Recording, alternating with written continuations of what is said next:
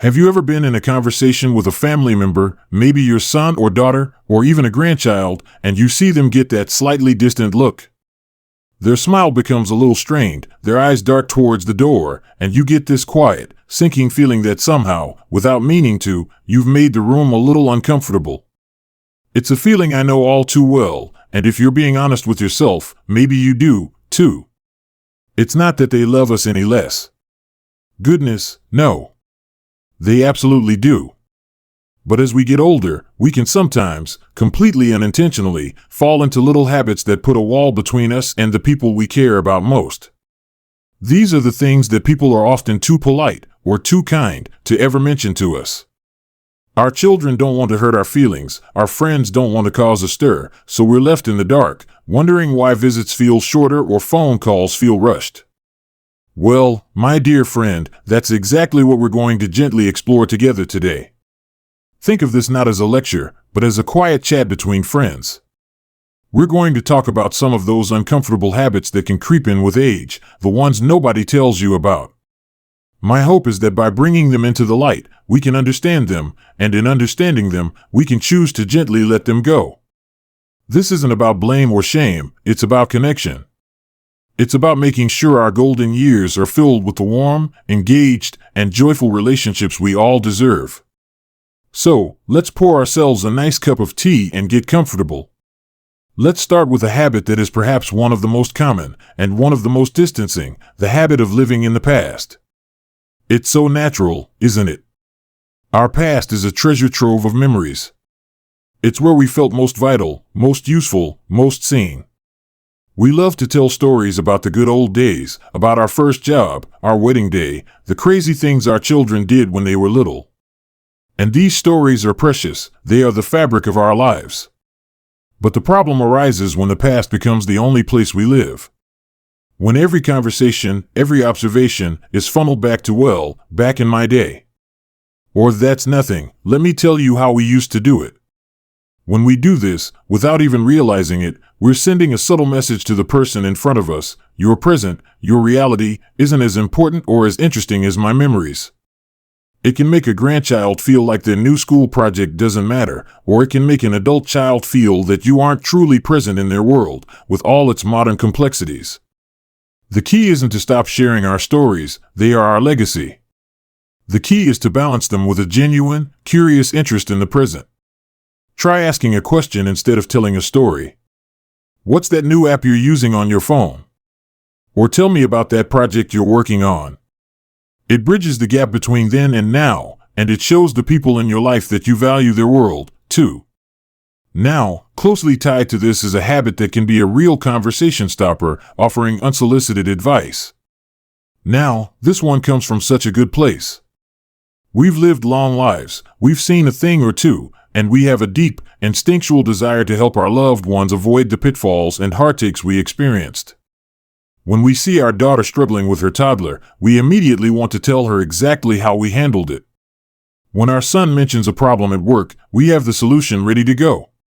But here's the hard truth: unless they specifically ask, "What do you think I should do?" they often aren't looking for a solution. They are looking for a sympathetic ear. They want to be heard and understood.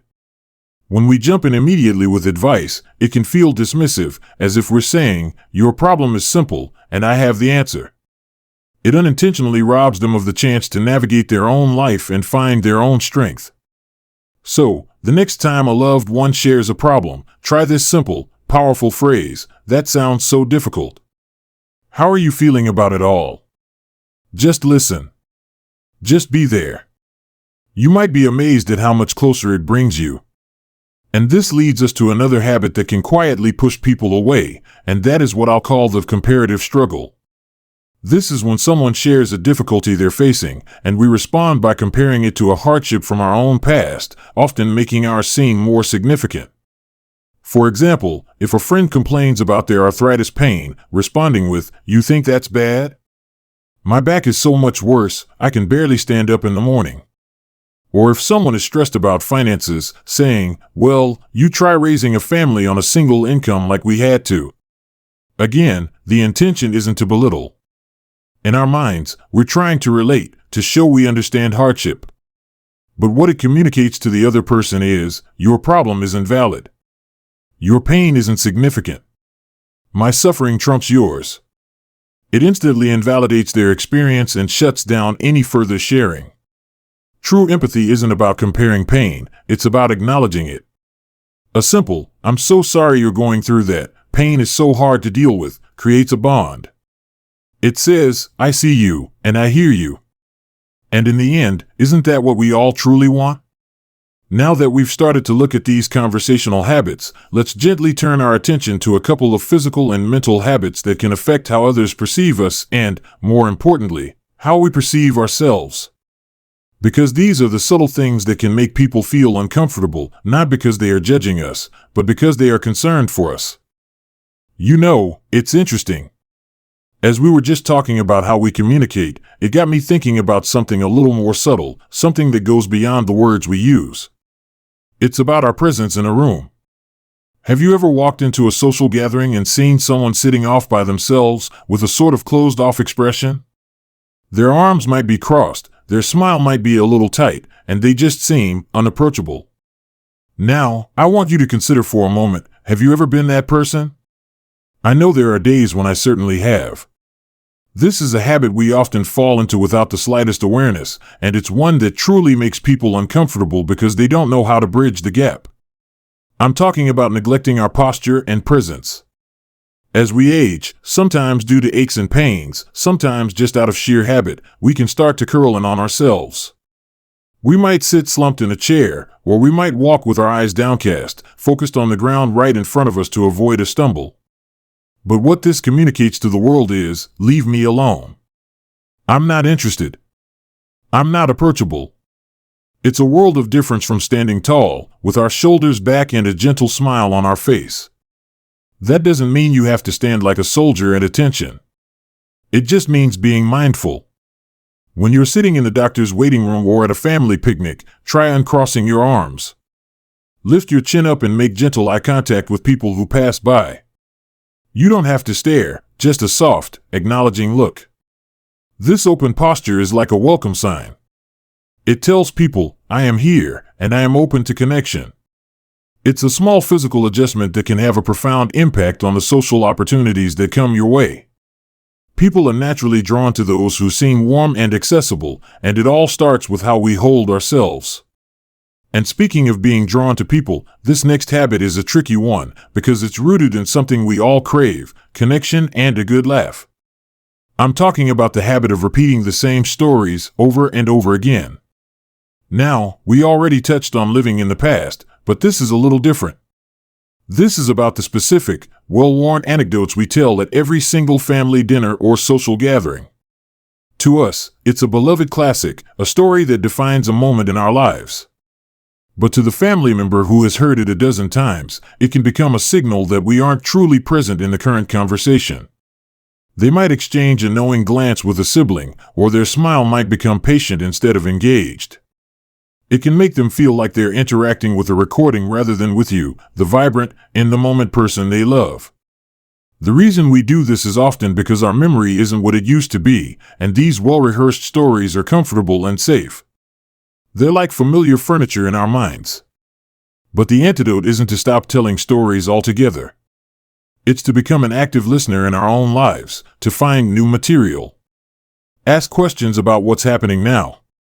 What was the funniest thing that happened to you this week? Or tell me about a movie you saw recently that you loved. When you engage with the present, you gather new stories, and you show your loved ones that your relationship with them is a living, breathing thing, not just a replay of old memories. Now, this leads us to a habit that can be particularly painful for our adult children, and that is what I'll call the habit of excessive criticism. This often comes wrapped in the disguise of concern or helpfulness.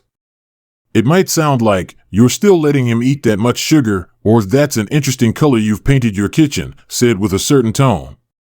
It's commenting on their parenting, their spouse, their career choices, their home decor, the very fabric of their adult lives. We do this because, in our hearts, we still see them as our children to guide and protect. We want to prevent them from making mistakes. But what they hear is, you are not capable. I do not approve of the life you have built. This constant, Low-level criticism is incredibly draining. It makes them tense up when we visit, preemptively defending their choices. It pushes them away. The hard but necessary truth we must embrace is that our job as active parents is largely over. Our new role is to be a supporter, a cheerleader, and a safe harbor. Unless they are in genuine danger, our mantra must become, "It is not my place." Bite your tongue when you feel a critical comment coming on, and replace it with a genuine compliment. "You handled that situation with such patience," or "This house always feels so warm and welcoming." You'll feel the entire atmosphere shift. And finally, for this part of our conversation, let's talk about a habit that is like a slow fog, one that can isolate us more than almost anything else: resisting help and new technology. Now, I can already hear some of you saying, "But that smartphone is too complicated," or "I've managed just fine for 70 years without asking for help carrying my groceries." And you know what? You're right. You have managed. But this isn't just about managing, it's about thriving and staying connected in a world that is constantly evolving. When we stubbornly refuse a helping hand with a heavy bag, we're not just showing our independence. We're often pushing away a genuine offer of care and connection from a neighbor or a grandchild. We're saying, "I don't need you," when they are trying to say, "I care about you." Similarly, when we outright refuse to learn how to video call or to send a simple text message, we are slamming a door on the primary way our families communicate today. We're choosing to be left out of the daily snippets of life, the silly video of the dog, the quick photo of a grandchild's art project. It's not about mastering the technology, it's about being willing to try. Ask a grandchild to show you how to send a heart emoji. It becomes a moment of bonding for them, and it keeps you in the loop. Accepting help graciously and being open to learning new things isn't a sign of weakness, it's a powerful way to say, "I am still here, I am still part of this world, and I value my connection with you." And that is a message worth sending every single day. It's truly something, isn't it, how these habits can quietly weave themselves into our lives.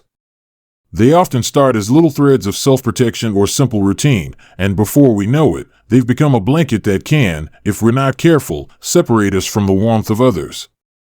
But the beautiful thing about being here, talking about this so openly, is that once we see the pattern, we can begin to gently change it. And that brings us to the final few habits, which are perhaps the most personal, because they deal with the stories we tell ourselves about our own lives. One of the most common, and most draining, for the people around us is the habit of constant health complaints. Now, let me be perfectly clear. I am not for one moment saying that our aches and pains aren't real. They are. Our bodies are carrying the stories of our lives, and sometimes those stories are written in arthritis or a bad back. The issue isn't sharing what's going on with us, it's when our health becomes the main, and sometimes only, topic of every single conversation.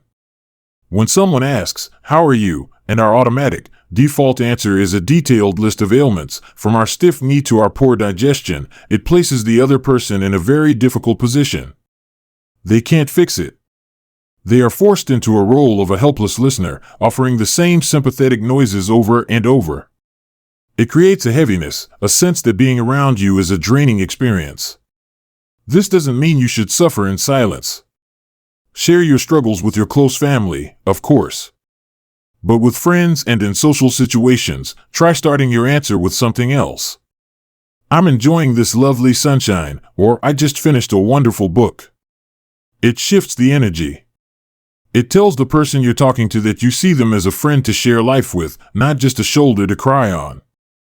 Save the deep health discussions for your doctor and your very closest confidants, and you'll find your lighter conversations become much more, well, light. Now, this next habit is a close cousin to complaining, but it has a much sharper edge. It's the habit of negativity and cynicism. This is when the world seems to be constantly falling apart, when the news is always terrible, the neighbors are always up to no good, and the future looks bleak. It's the eye roll, the dismissive "what's the point," the prediction that everything will inevitably go wrong. We might feel we've earned the right to be cynical. We've seen a lot, after all. But this constant negativity is like a social repellent. It's exhausting to be around. It drains the joy and optimism out of a room. People, especially younger people who are still building their lives and their hope, will instinctively pull away from a source of constant pessimism. They have to, in order to protect their own spirit. Choosing to find a glimmer of positivity, to share a piece of good news, or to simply say, well, let's hope for the best, isn't about being naive. It's about being kind. It's about creating an environment where people feel uplifted after talking to you, not burdened. It's a gift you give to yourself and to everyone you meet. And this leads us so naturally to a habit that can be a real joy killer, offering unsolicited financial advice. This is a particularly sensitive area. We've lived through times of scarcity, we've learned to be careful, and we see our children or grandchildren spending money in ways that make us deeply anxious. So we comment, "How much did that cost?" Or you should really be saving more for a rainy day. But here's the truth, unless you are their financial advisor, your comments are almost always heard as judgment, not wisdom. It implies you don't trust their ability to run their own life.